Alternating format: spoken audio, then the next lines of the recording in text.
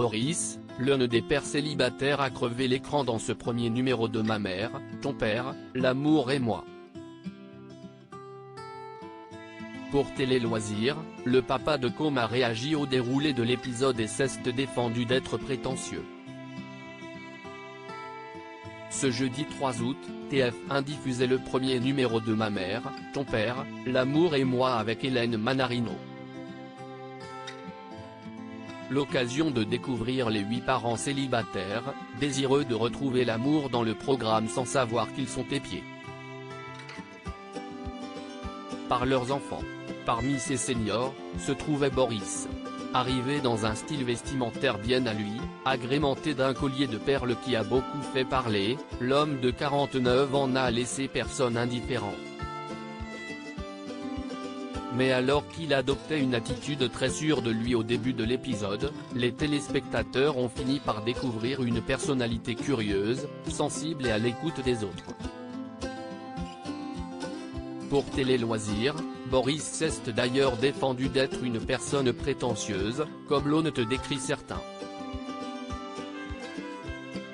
Boris se défend d'être prétentieux, je ne triche pas, j'ai des côtés vulnérables. Télé Loisirs, comment expliquez-vous l'image jugée par certains prétentieuse que vous avez au début de l'épisode? Boris, je suis authentique donc je pense m'exprimer avec confiance. Mais attention, je ne parle que des sujets que je maîtrise et sur lesquels j'ai travaillé. Je ne parle jamais de choses que je ne connais pas.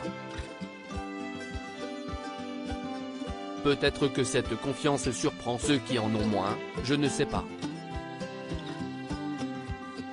Mais bon, en prenant le temps de discuter avec moi, j'ai l'impression que certains révisent leur jugement. Travaillez-vous sur ça pour le corriger? J'essaierai peut-être d'être moins direct, mais en même temps c'est aussi mon tempérament, je ne triche pas. L'opinion qu'on a de moi, est ce qu'elle est, si les gens prennent le temps de me connaître et de changer d'avis, tant mieux.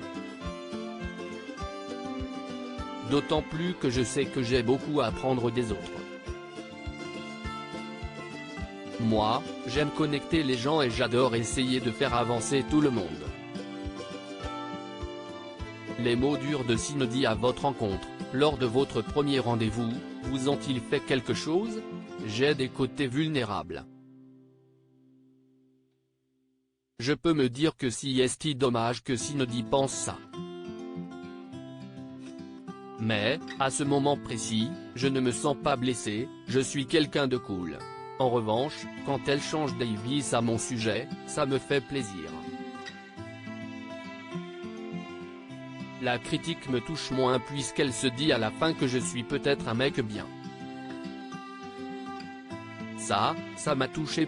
Boris commente les débuts catastrophiques de son rencontre avec Siam. Vos enfants vous rapprochent de Siam, auriez-vous fait le même choix? Les petits coquins, il rit. C'est une scène mythique. Je m'en souviendrai à vie. Je pense que les enfants ont fait un très bon travail. Cette intervention nous a fait gagner du temps. Siam a son tempérament, nous avons des personnalités fortes tous les deux. D'une manière ou d'une autre, je pense qu'on se serait rapprochés. Avez-vous songé à descendre de la barque et à quitter votre premier rendez-vous? Ce n'était pas facile, il rit. Je suis habitué à ce que les gens tiennent des préjugés à mon égard et me critiquent. C'est aussi pour ça que je ne juge jamais.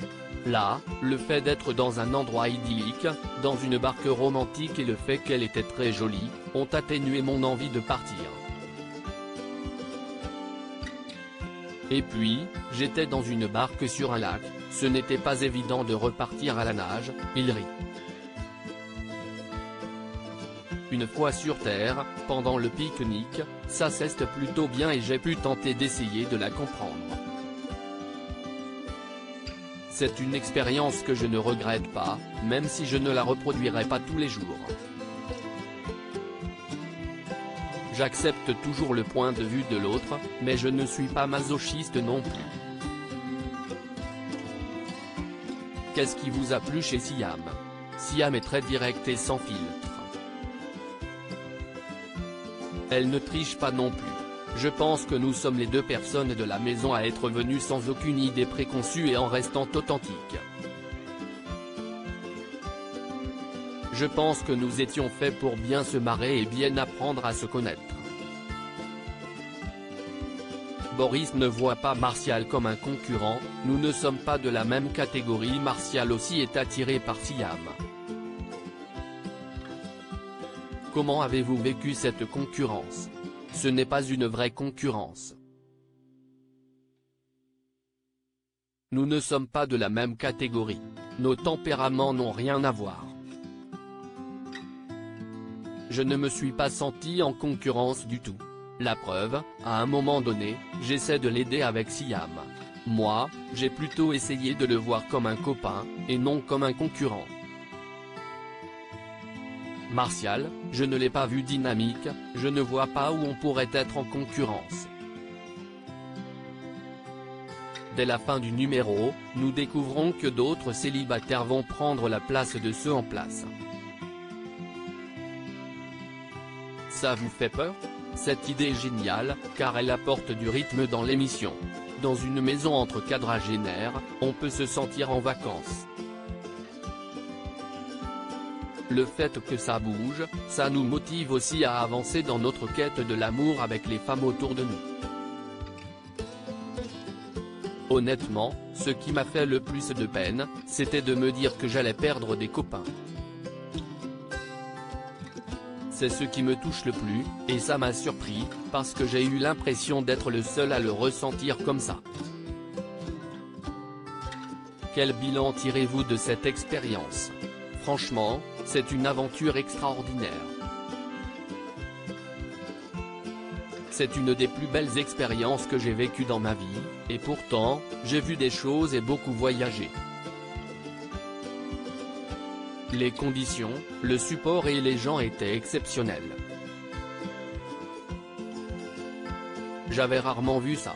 L'aventure est surtout humaine, nous nous attachons à tout le monde et partageons un but commun.